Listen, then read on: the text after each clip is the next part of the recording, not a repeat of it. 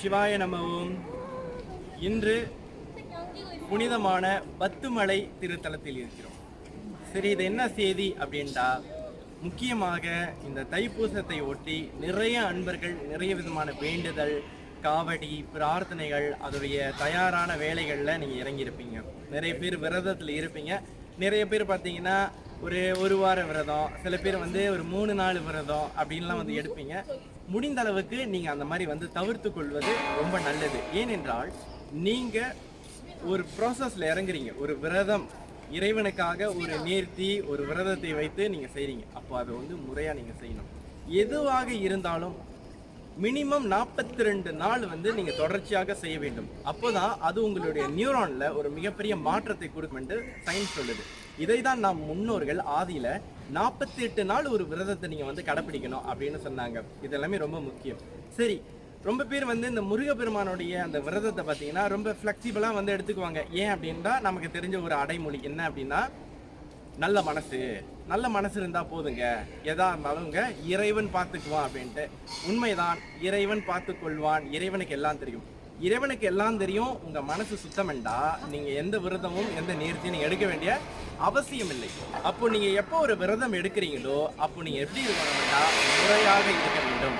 அப்போ முறையாக அந்த விரதத்தை நீங்கள் செய்யும் பொழுது தான் அந்த முருகனுடைய அருள் கிடைக்கும். அப்போ முறையாக எப்படி செய்யணும் அப்படின்னு பார்த்தீங்கன்னா, பேசிக் பார்ப்போம். ஒவ்வொரு நாளுமே இப்போ நீங்கள் முருகப்பெருமானுக்கு நான் காவடி எடுக்கிறேன், இல்லை நான் மொட்டை அடிக்க போகிறேன், பால் குடம் எடுக்கிறேன், சந்தனம் எடுக்கிறேன், அப்புறம் பன்னீர் குடம் எடுக்கிறேன், இப்படி நிறைய வேண்டுதல் வச்சுருப்பீங்க.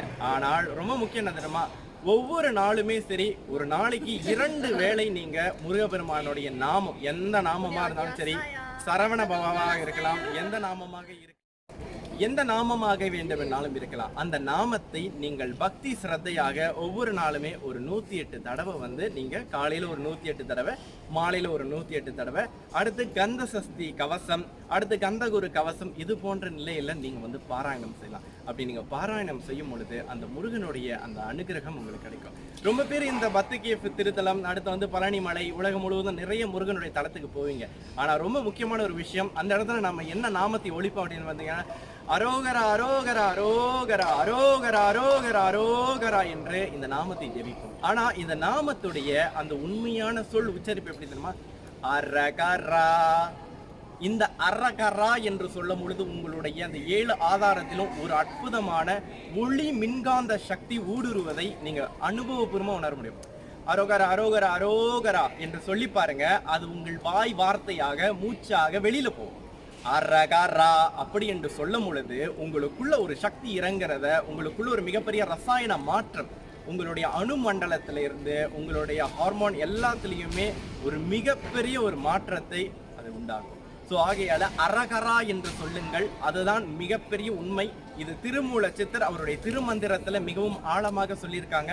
ஆனால் நாளடைவில் அது மருவி அரோகரா அரோகரா என்று வந்துவிட்டது. அரோகரா என்று சொன்னால் உங்களுக்கு அந்த அளவுக்கு ஒரு பலன் இல்லை.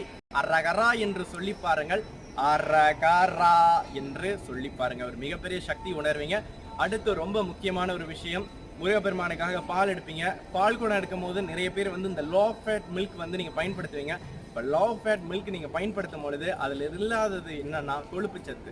அப்போ ஒரு பால் என்றாலே அதில் எல்லா விதமான சத்துக்களும் எல்லா விதமான சக்திகளும் அதில் அம்சமாக அடங்கியிருக்கணும். ஆனால் நம்ம என்ன பண்ணுறோம், நம்ம வசதிக்கே பால் கிடைக்கல, லோ ஃபேட் மில்க்கு அது இதுன்னு வாங்கிட்டு வந்துடும். அப்போ நம்ம விரதம் பழிக்கிறது பெரிய கேள்விக்குறியாகுது. அடுத்து ரொம்ப முக்கியமான ஒரு விஷயம், நான் வெறும் பால் தான் எடுக்கணுமா, தயிர் எடுக்கலாம், சந்தனம் எடுக்கலாம், பன்னீர் எடுக்கலாம், உங்களுடைய விருப்பம்.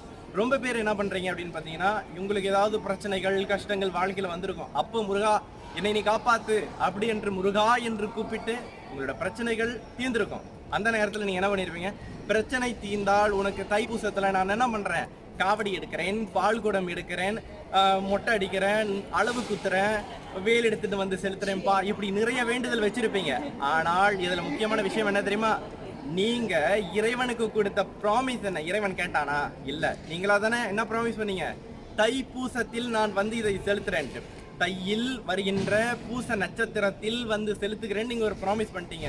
ஆனால் இப்போ உங்களை கேட்டால் நீங்கள் என்ன தெரியுமா சொல்லுவீங்க, என்னோட நான் பெண் பிள்ளை, என்னை முடி எடுக்க வேணான்ட்டாங்க, பூ முடி கொடுக்க சொன்னாங்க. முருகனா உங்களை கேட்டால் மொட்டை அடின்னு, நீங்களா தானே மொட்டை அடிக்கிறேன். நீங்கள் இப்போ யாரோ 4 பேர் உங்களை குழப்புறாங்கன்ட்டு பூ முடி எடுக்கிறேன்ட்டு இந்த ஒரு முறை நீங்க கொடுத்த வாக்கை நீங்க கடைபிடிச்சிடணும். ஆனால் இதற்கு அங்கிட்டு ஒரு வாக்கு கொடுக்கறது மனுக்கு யோசிக்கணும். ரொம்ப முக்கியமான ஒரு விஷயம் என்ன தெரியுமா? தைப்பூசத்துல செலுத்துறேன்ட்டு வேண்டிக்குவாங்க. ஒரு வாரத்துக்கு முன்னுக்கு, 2 வாரத்துக்கு முன்னுக்கு, ஏன் சிலர் வந்து 1 மாசம். என்ன காரணம்னு கேட்ட அனந்தரமா சொல்லுவாங்க, கூட்டம் ரொம்ப அதிகமா இருக்குங்க. ஏன் தைப்பூசத்தில் நான் செலுத்துகிறேன் முருகான்ட்டு கேட்கும் பொழுது உங்களுக்கு தெரியாதா அவ்வளவு பெரிய கிரௌடு இருக்கும்ட்டு? நாம் ஒரு வேண்டுதலையும் நேர்த்தியும் வைக்கக்கூடாது. வைக்கிறதுக்கு முன்னுக்கு நம்ம யோசிக்கலாம், வச்சதுக்கு அப்புறம் நம்ம யோசிக்க கூடாது. இவங்க சொல்றாங்க அவங்க சொல்றாங்கன்ட்டு. அப்போ வேண்டுதலை வைக்கிறதுக்கு முன்னுக்கு நம்ம யாரையா இருந்தாலும் கேட்டு செய்யணும். அதுதான் நமக்கு நல்லதொரு பலனை தரும். இந்த நல்ல வேளையில் இந்த நல்ல பதிவு நிறைய அன்பர்களுக்கு நிறைய உதவியாக இருக்கும். உங்களுடைய வேண்டுதலை சிறப்பா செய்யுங்க. விரதத்துல இருக்க, முருகனுடைய வேண்டுதல்ல இருக்கன்று சும்மா வெறுமையா இருக்காதீங்க. நல்ல சிந்தனை முக்கியம், நல்ல வார்த்தை முக்கியம், நல்ல செயல் முக்கியம். பார்வையாலும் நல்லதையே காணுங்கள்.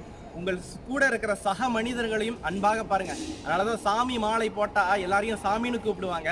முருகனுக்கு மாலை போடும் போது முருகா வா முருகா உட்காரு முருகா என்றெல்லாம் சொல்லுவாங்க. ஸோ ஆகையால எல்லோருமே இறைத்தன்மையில் பார்ப்போம். அப்போதான் நாம் இறைத்தன்மையாக இருப்போம் என்று சொல்லி இந்த நல்ல பதிவை ஒரு நிறைவுக்கு கொண்டு வருகின்றோம். பத்துமலையிலிருந்து உங்கள் அன்பார்ந்த நான் ஆசாய். ஜெய் சாய்ராம்.